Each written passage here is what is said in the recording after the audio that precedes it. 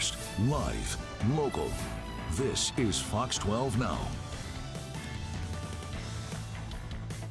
Hello, everyone. This is Fox 12 Now. I'm Greg Nibbler. Thanks for joining us. That is a live shot right there of Portland. And as you can tell, it's pretty nice out there. It's going to get warm over the next few days. So definitely want to check in on that as far as the weather at KPTV.com. Of course, our weather team, but that's not what we're talking about today.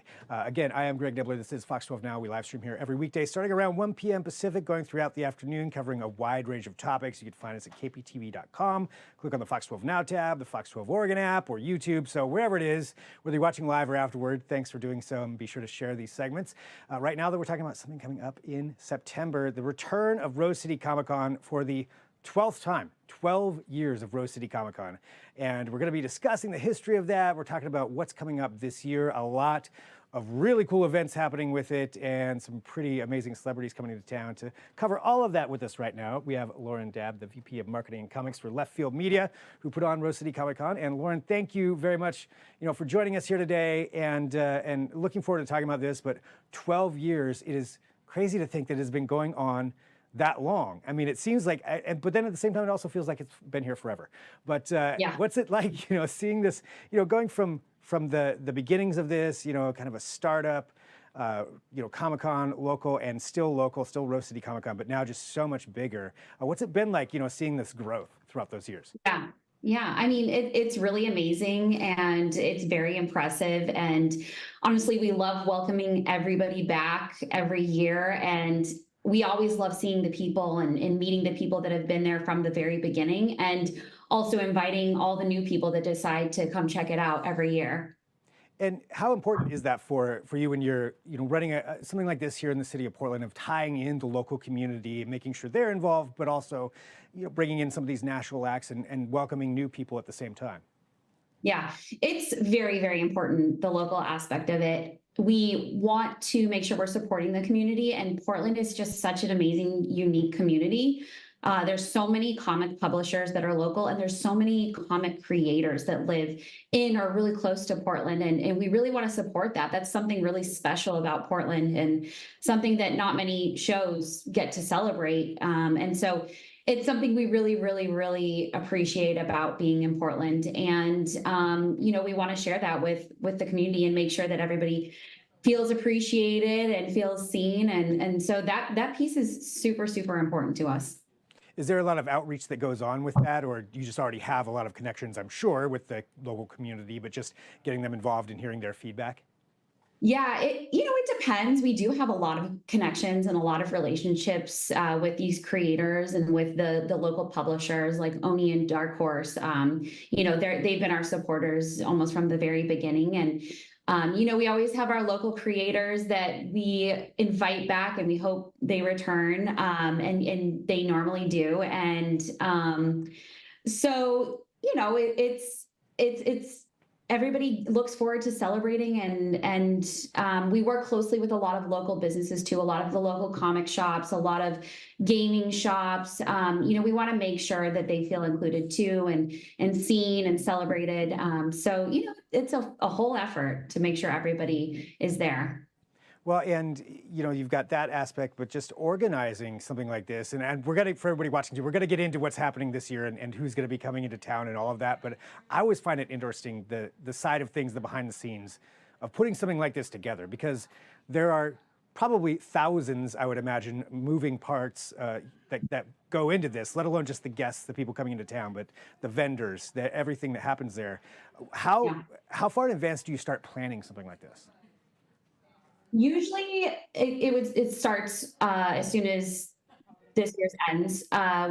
We work with the vendors all year long, and the celebrity guests, we kind of start right at that year mark too, but they also don't know what they're going to be doing in a year. So we don't want to confirm anybody too early, and then they have to cancel because, their film schedule came in. So it's difficult timing sometimes, but we work on it pretty much all year round. And all the final details really come together in the last 2 months or so. So that's when it gets really exciting and busy. But We're a pretty small team. I'd say there's about 20 of us that are full time. And then once we come together at the convention center, we bring in like 300 crew members and, you know, 800 vendors plus artists. Like it just grows at that point. And that's really when it gets exciting to see all those people come together and see the product that it comes out of this year long work.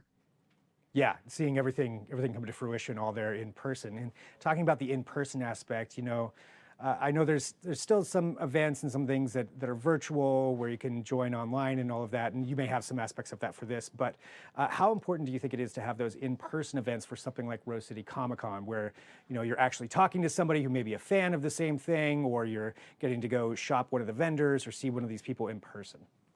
Yeah. In person is extremely important, and COVID is actually taught us that. And if anything great came out of COVID, it was just that like realization how important that in-person connection is, and how we celebrate these fandoms and bring these communities together is so important to our fans. I think it was really tough during COVID when people couldn't come together at these cons in person and meet new people and see their friends that they see every single year. And you know, luckily we knew as soon as COVID was over that we were going to go right back to business, because it's such an important piece. Like, we're bringing all these different communities together to celebrate the things that they love, and you couldn't, it was really hard to do that virtually. So that in-person aspect is just so extremely important. And, you know, you mentioned all the different fandoms and different, you know, genres. There's so many different things that are going on at the same time, and some of it overlaps. Some of it is people are just super fans of a certain character from a certain, you know, certain book, certain things. Yeah. You know, which is a lot to keep up with. So how do you keep track of that? There's the things that'll always be iconic, you know, Star Wars or Star Trek or something like that. That's, you know, you're going to have fans for that. But how do you keep up with everything else that's trending and changing with the times? Yeah, you know, it's a mix of talking to our fans. We do a lot of surveying. We pay attention to our social media channels a lot. We ask our fans, you know, throughout the year what they're into, what are you watching, who do you want to see? Like you said, there's some fandoms that just are always there. A lot of the people on our team are also fans and into different fandoms, and so it's nice because we can all come together and share what's hot right now and what's, you know, exciting to this world. And then we travel to a lot of different shows that are similar to ours to see what's really popular. We talk to a lot of different people that go to lots of different events, just so we know what fans are excited to see and who we should talk about bringing. And so, you know, we're all really like dedicated and in it for our fans. So it's a little bit of everything, but I will say the most important is getting those surveys and really digging through and finding out who our fans want to see and what fandoms are new to them and what they want to celebrate. So yeah, listening to that feedback and hearing what people are actually into is, I would imagine, pretty important then in planning this. Oh yeah, yeah, definitely. You mentioned, you know, some Comic Cons in other places, and I think there'll always be similarities, but each city has unique things as well. What do you think it is about Portland for Rose City Comic Con that makes it unique among the pantheon of Comic Cons that are out there? So Portland, as you know, I'm sure, is just so artistic and eclectic, and it's just got this like amazing creative vibe. I always think that the cosplay at Rose City Comic Con is the best of all the shows that I go to, just because like everybody's just so creative and their cosplay is so realistic. And on top of that, we've really started digging into the idea of Keep Portland Weird, because it's just so amazing the things that you know our fans will submit to us that they want to bring on a stage or a panel. And again, it goes back to creativity and kind of, you know, the term weird in Portland is not a negative term. It just really, it's endearing, and it's so true. Like, there's so many things I've done in Portland that I'm like, wow, this is so cool. I would never do this anywhere else in the, you know, in the country. And so we like to really bring that into our programming as much as we can. But yeah, I would say Portland is very artistic, very creative, very, you know, like I mentioned, there's a lot of comic creators, and so we try to focus a lot on those specific aspects compared to some of our other shows, which, you know, they have other pieces that are more unique. Yeah, I mean, every city's got its own thing. Definitely weird here. Yeah, that is a positive term, I would say, for people Yeah, who are embracing that. Um, totally. well, talking about, you know, this year, we're talking about the local tie-ins, but what can people expect at Rose City Comic Con this year? Who are some of the big panels coming, the big guests that you Yeah. have? Oh my gosh, we have such an amazing guest list this year. I'm so excited for it. We have Hayden Christensen and Rosario Dawson coming. They're a super fun pair. I got to be at a show with them earlier this year, and they are so amazing to their fans. So exciting. We have Simon Pegg coming, and he hasn't really been in the United States for an appearance in a while, so that's super unique and super exciting. We're doing a reunion for Our Flag Means Death, so we've got quite a few Nice. actors coming for that, including Christian Nairn, who was Hodor on Game of Thrones. So there's a lot of people coming that you really haven't seen at other cons, which is really exciting. I can go on. We've got some Star Trek groupings, both on the film side and the TV side. We've got a Breaking Bad reunion, a Rick and Morty reunion. We've got some anime guests. I mean, there is the variety of guests this year is I'm just so excited for it. I mean, I'm a fan of everything that you just mentioned on there. So yeah, Yeah. already. I mean, starting with Rosario Dawson, but again, going through the rest. But so I Yeah. mean, that's a wide range, you know, a wide range of Yeah. things for people to check out. And I do want to go back to you mentioned the cosplay and the costumes, you know, that people get to see, and it's everything from people I would imagine dressing up who are going there who make these at home just for fun, but there's also the competition. I know Yeah. that goes on too. And can you tell us how that works? How the costume competition works?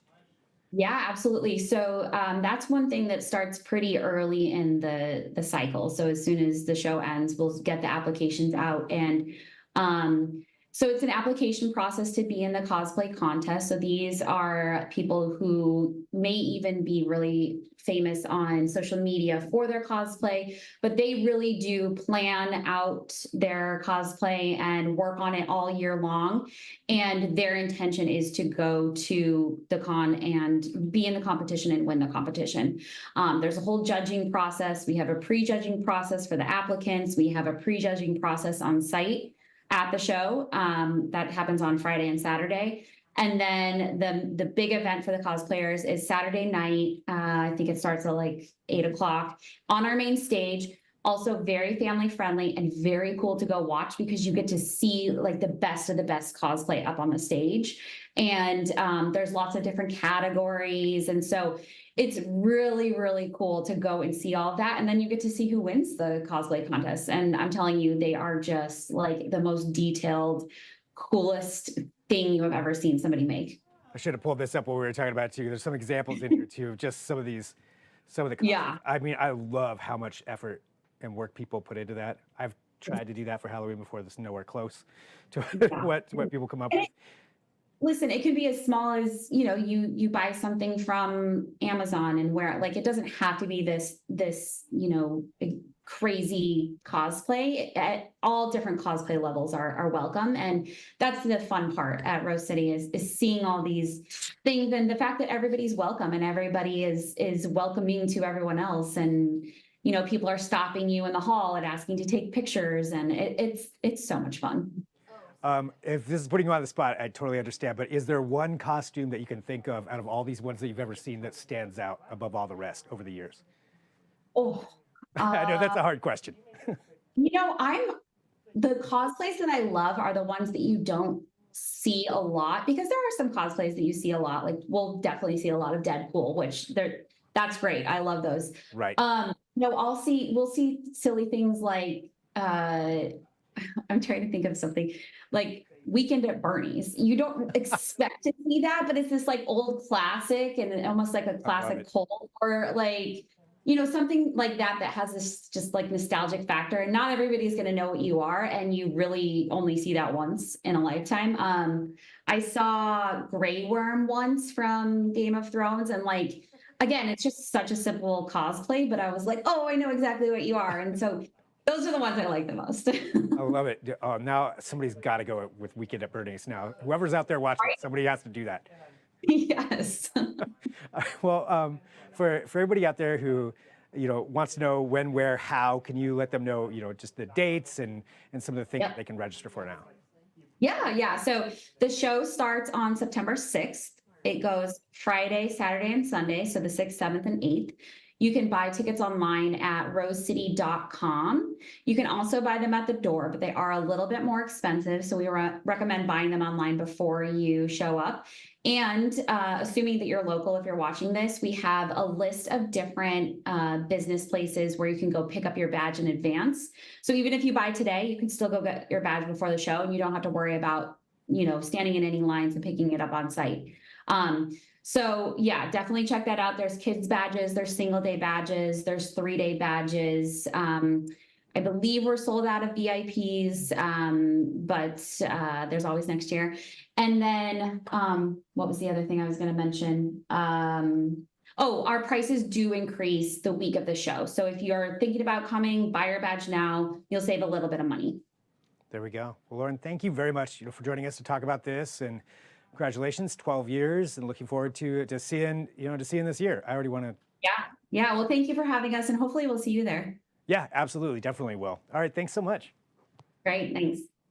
And for everybody watching, again, this is Fox 12 Now, so we are live here every afternoon from the Fox 12 Oregon newsroom. As I mentioned, covering a wide range of things. Coming up at 2 o'clock, we're going to be switching gears, but still talking about something local. We're talking to MMA fighter Brent Primus, who's going to be heading to Tampa to fight in a $1 million. He could win $1 million and bring a championship belt back to Oregon. So he's going to be talking about that, what it's like training here in Oregon, and talking about the MMA world and what it's going to take to bring that here to Portland. So again, that's at 2 o'clock. If there's breaking news, we'll have that as well, but we'll take a break right now. We'll regroup. I'll talk to you soon. I'm Greg Nibbler. This is Fox 12 Now.